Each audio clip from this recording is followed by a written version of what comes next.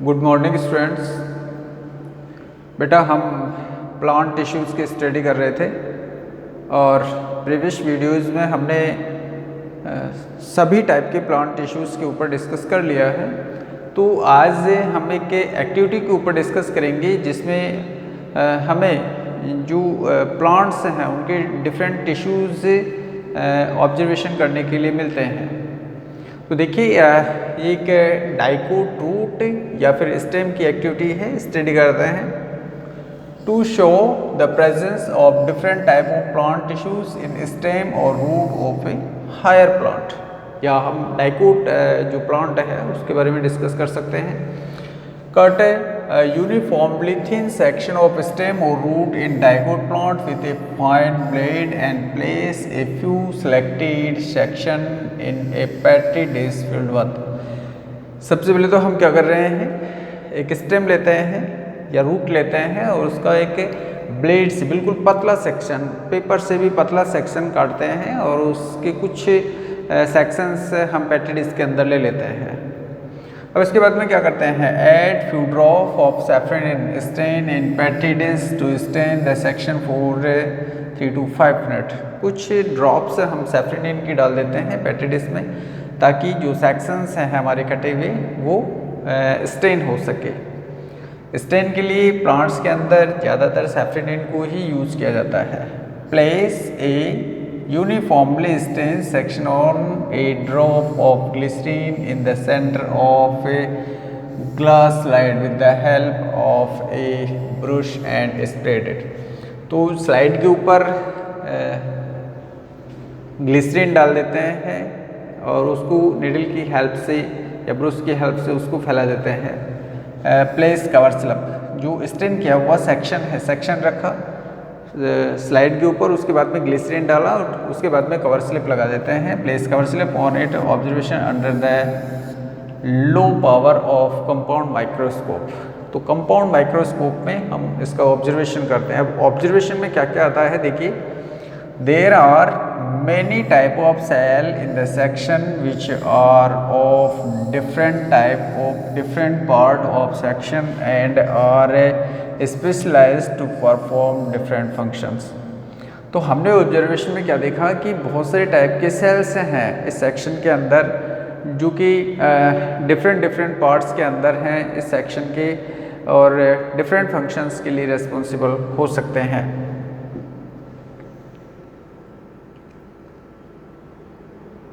देखिए सबसे पहले इसमें आता है outermost layer is epidermis.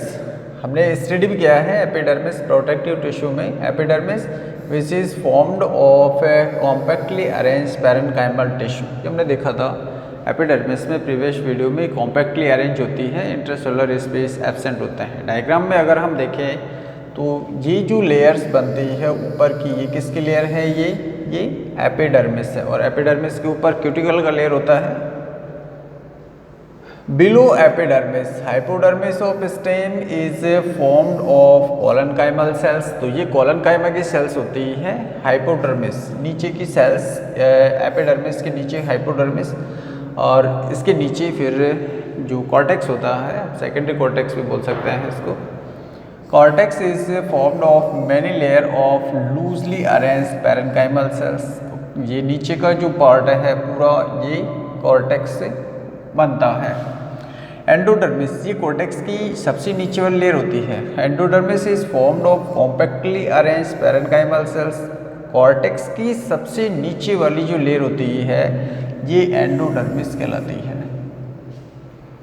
Vascular bundles, अगर देखिए वेस्कुलर बंडल है, अगर डाइकोट स्टेम या डाइकोट रूट होता है तो उसमें ये रेडियली अरेंज्ड होते हैं एक के बाद में एक। इस डायग्राम में अगर हम नहीं देख सकते, इस डायग्राम में हम देख सकते हैं एक डाइकोट स्टेम का डायग्राम है, इसका सेक्शन है और नीचे इसका जो दूसरा डायग्राम है तो इसको यानी कि एक एनलार्ज करके देखा गया पार्ट है। तो अपने बुक के अंदर जो डायग्राम है वो भी एनलार्ज डायग्राम है। अब यहाँ से देख सकते हैं इसमें कि हमने एक डाइकोट स्टेम या रूट को अगर सेक्शन काटा है तो उसमें देखिए ये एपिडर्मल हेयर्स होते हैं रूट के अंदर, जो हेयर रूट्स होते हैं और स्टेम के अंदर ये एपिडर्मल हेयर्स होते हैं।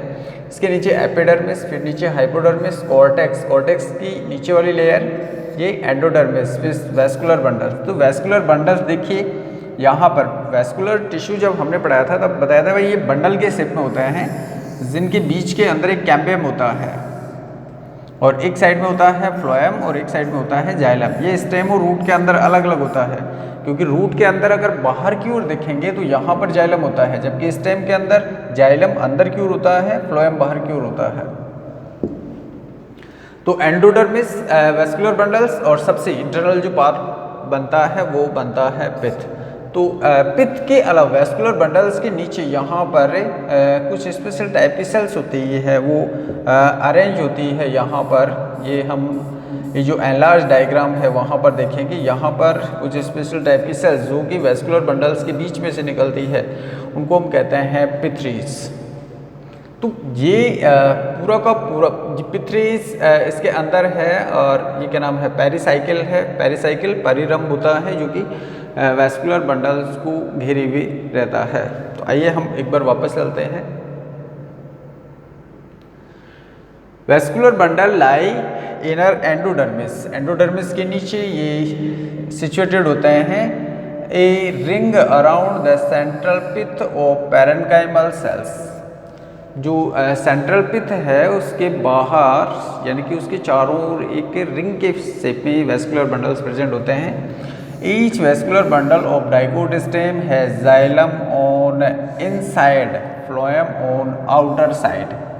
देखिए फ्लोएम स्टेम में है, बाहर की ओर फ्लोएम और अंदर की ओर जाइलम, जबकि रूट में ये उल्टा होता है। एंड कैम्बियम इन बिटवीन, दोनों के बीच में क्या होता है, कैम्बियम होता है, जो कि हम 9th क्लास के लेवल से हम उसको देखें तो उसको हम वैस्कुलर कैम्बियम कह सकते हैं। और वैस्कुलर कैम्बियम सेकेंडरी ग्रोथ के लिए रेस्पॉन्सिबल होता है, यानी कि सेकेंडरी फ्लोएम और सेकेंडरी जाइलम फॉर्म करता है vascular cambium. Pith, it lies in central part of dicot stem. It is formed of typical parenchyma and store the food. तो पिथ जो स्टेम का सेंट्रल पार्ट होता है वहाँ पर ये प्रेजेंट होता है।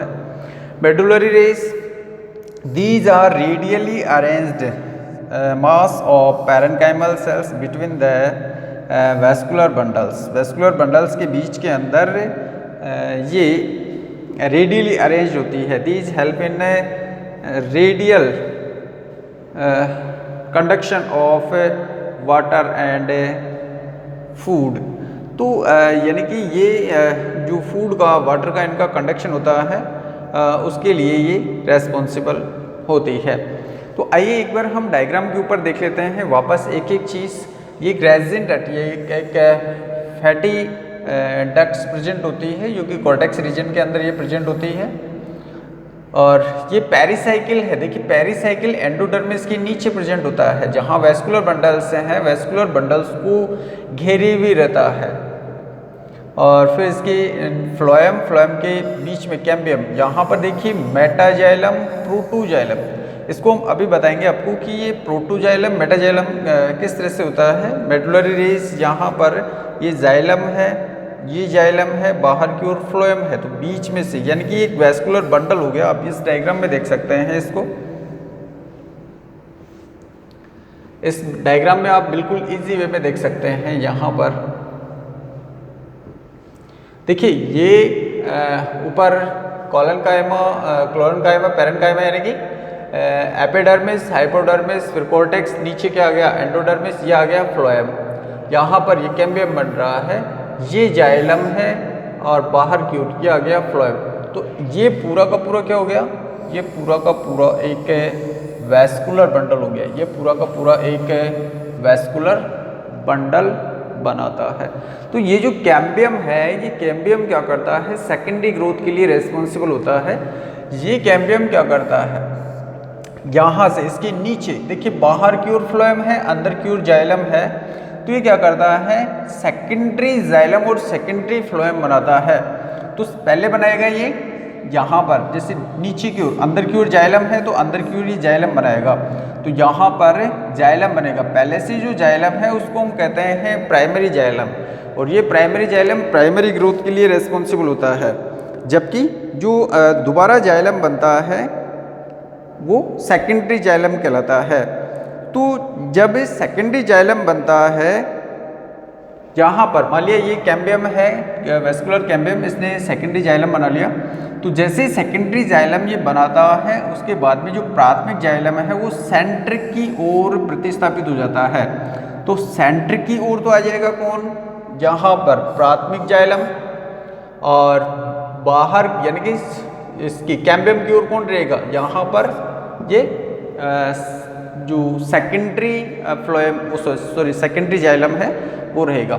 यानी कि जैसे ही वेस्कुलर कैम्बियम ने सेकेंडरी जाइलम को बनाया तो सेकेंडरी जाइलम के बनते ही प्राथमिक जाइलम सेंटर की ओर स्थापित कर दिया जाता है, जबकि बाहर की ओर यहाँ पर क्या बनेगा, यहाँ पर फ्लोएम बनेगा। ये जो फ्लोएम है मतलब प्राइमरी फ्लोएम है, तो इसमें सेकेंडरी फ्लोएम भी फॉर्म होगा। तो सेकेंडरी फ्लोएम जैसे ही बनेगा तो जो प्राइमरी फ्लोएम होता है वो तो परिधि की ओर यानी कि पेरिफेरल रीजन की ओर चला जाता है। तो सेकेंडरी जो फ्लोएम होता है यानी कि जो कैम्बियम है, यहाँ पर सेकेंडरी फ्लोएम होगा, यहाँ पर सेकेंडरी जाइलम होगा, यहाँ पर प्राइमरी जाइलम होगा और यहाँ पर प्राइमरी फ्लोएम होगा। जबकि रूट के अंदर ये अपोजिट होता है, बिल्कुल इसके विपरीत होता है। और नीचे पित्त के बारे में हम डिस्कस कर चुके हैं, तो आप वीडियो देखने के साथ साथ में ये डायग्राम भी बनाए, इस डायग्राम को आप अच्छे से बना सकते हैं, समझ सकते हैं। यहाँ पर इसमें देखिए, यहाँ पर ये मेडुलरी रेस आपके इंडिकेट हो रही है, यहाँ पर ये दोनों वेस्कुलर बंडल्स के बीच में पित्त की जो स्पेशल टाइप की सेल्स होती है वो मेडुलरी रेस बनाती है, मज्जा किडनी बनाती है। हायर क्लासेज में आप पढ़ेंगे कि इसमें रिंग्स बनती है, एनुअल रिंग्स बनती है, डाइकोट जो प्लांट्स होते हैं उनके अंदर वो किस तरह से बनती है, वो कैम्बियम के कारण बनती है। वेस्कुलर कैम्बियम हो, कॉर्क कैम्बियम हो। कॉर्क कैम्बियम के बारे में हम प्रीवियस वीडियो के अंदर डिस्कस कर चुके हैं कि किस तरह से कॉर्क कैम्बियम फॉर्म होता है और कोर के लिए रेस्पॉन्सिबल होता है। तो ये पित्त है, मेडुलरी रेस हैं। अगर हम मोनोकोट एक स्टेम के ऊपर डिस्कस करें तो ये चीज़ें नहीं होती है। मोनोकोट के अंदर वहाँ पर ये जो वेस्कुलर टिश्यूज होते हैं ये रेडियली अरेंज नहीं होते हैं, बल्कि इसके अंदर बिखरे हुए रहते हैं। कोई पित्त, कोई मेडुलरी रेस नहीं होता है। ठीक है, तो ये डिफरेंस अपन जो अदर वीडियोज़ हैं उनमें किसी दिन डिस्कस कर लेंगे। थैंक्स।